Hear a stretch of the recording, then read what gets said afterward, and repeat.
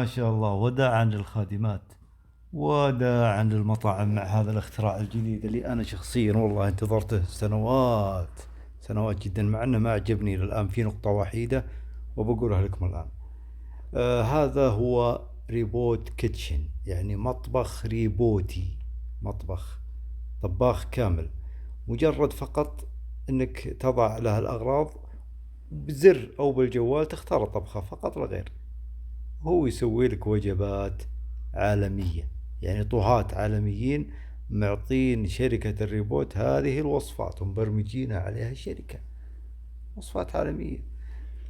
طيب يقول لك حتى لا يقوم فقط بمكتوب هنا، لا يقوم الريبوت بطهي وجبات كاملة فحسب، بل يخبرك عندما تحتاج المكونات إلى استبدال.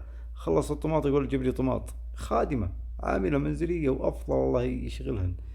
ويقترح الأطباق بناء على العناصر الموجودة في المخزن. موجود بالمخزن اليوم طماط ومثلا وخيار، يقول بصلح لك اليوم الغداء سلطة طماط وخيار، ما عندي شيء ثاني، ما حطيت لي شيء يا بخيل. إيه ويتعلم ما تريده، يفهم عليك يعني مع الوقت. ذكاء اصطناعي الأفضل والأهم من هذا كله بالنسبة لي أنا شيء مهم جدا، إنه ينظف الأسطح بعد ما يطبخ ويضبط لك الأكل.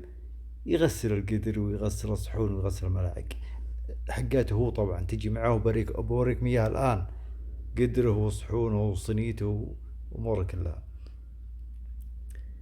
عاد أنا راسلتهم صراحة، بس بوريكم الخطوات الآن قبل ما أقول لكم وش صار على الرسالة. يقول لك يشكل بشكل كبير بشكل كبير وقتك مع مولي كيتشن، هذه اسم الشركة. يوفر طهي أطباق A B C. الطهي من السهل مثل مختلفة باستخدام ريبوتنا الحديث. يمكنك طلب جميع المكونات الضرورية. هذه المشكلة اللي أقول لكم، العيب اللي ما أعجبني وكنسلت. صح أني سمعت بالعربية مقطع قبل يمكن 3 4 سنوات إن قيمته 75 ألف دولار. والله يجيب، ما عندي مشكلة لو أخذ ذين، بما أني أتكلم على شخص يحتاج عاملة منزلية بالبيت. أجيب هذا وأجيب مكنسة ريبوت ب1000 ريال. خلاص المكنسة تشتغل، ويمكنكم عارفينها مكنسة الريبوت الصغيرة، والمطبخ يشتغل. الباقي أشياء بسيطة، غسالة إلكترونية وخلاص الأمور ماشية.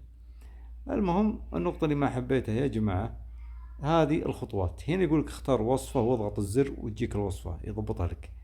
هذه اللي ما حبيت. هذه الثانية ما حبيتهاش. يقول تحضير المكونات في المنزل. تقطع المكونات وتوضع في حاويات مولي. هذه تقطع الخطوة الأخيرة، هذه الحاويات اللي تشوفون آخر صورة، هذه هي حاويات تجي مع ريبوت، أنت تقطع وتعبيه. هذه ما حبيتها. قطعت خلاص بكشن، قطعت البصل شوي زيت وكشن وانتهينا، وصب عليها اجزع عليها دجاجة واجزع عليها الرز. سويت شيء؟ هذه لو تزال هذه النقطة يستحق قيمته. يعني بما اني ما اعرفه ولا يعرفني، يكون في ثلاجة خاصة بنفس الريبوت موجود، انا اعبيها طماط ما عندك مشكلة، ورز وخيار ودجاج ولحم وكل شيء مكانه، ما عندي مشكلة.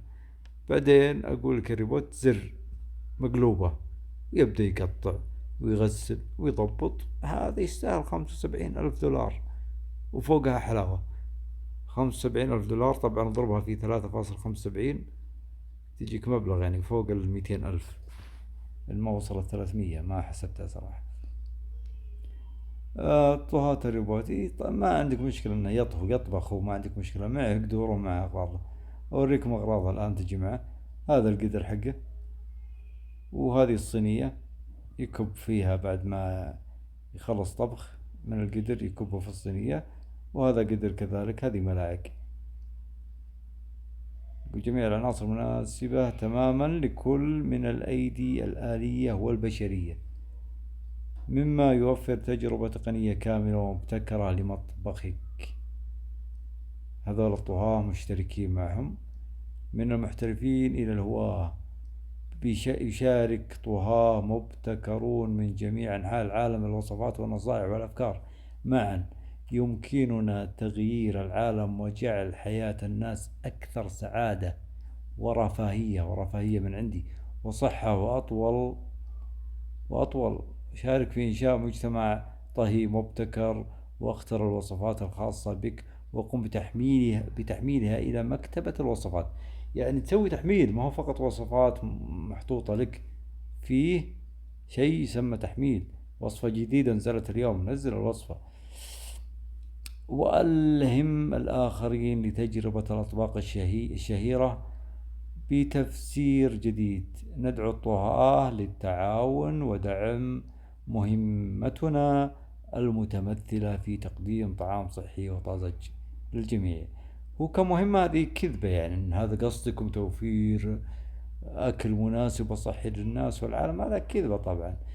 أنتم تبون المادة، لكن ما هي مشكلة تستاهل. إذا إذا صلحتوا اللي قلت لكم عليه، فأنا راح أتعاون معكم. جبتوا طباخين ما جبتوا، التقطيع هذه مشكلتي بالحياة، وتعبئة الحاويات. هذول الطباخين كلهم عالميين طبعا. أنا أرسلت لهم رسالة، حاولت اتصلت بالجوال ما ردوا علي، أرسلت إيميل أريد معرفة السعر مع الشحن كم بيكلف. فننتظر الرد، وممكن عاد أعطيكم وجه وأنزل لكم الرد، أو أسحب عليكم ما أدري والله. وراسلتهم بالواتساب. طبعا اللي وده يراسلهم، وين راح الرقم؟ ما ادري، في رقم انا اتصلت عليهم قبل شوي وكان مقفل شكله بالليل عندهم. اي والله، هذا اللي حبيت اقوله، واتمنى فعلا ان نوصل هالمرحلة من التطور. انا شخصيا معتمد على البيت بشكل كبير على الذكاء الاصطناعي او الروبوتات. عندي مثلا حديقة منزل ترش كل يوم بعد كل 9 ساعات تلقائيا، يعني جهاز تلقائي يرش كل تايمر او مؤقت، وعلى بطاريات حتى ما على كهرباء. غسالة اوتوماتيك، مكنسة كهربائية تروح وتدهر بالبيت وتجي وتنظف. وإن صارت لها مشكلة بعد ترسل لي، طوط طوط أنا عالقة، طوط طوط. جميل جميل والله، في تواصل جميل. اي والله ما نطول، شكرا لكم، وأنا أتمنى أن نكمل الفيديو إذا كان في رد من الشركة. شكرا.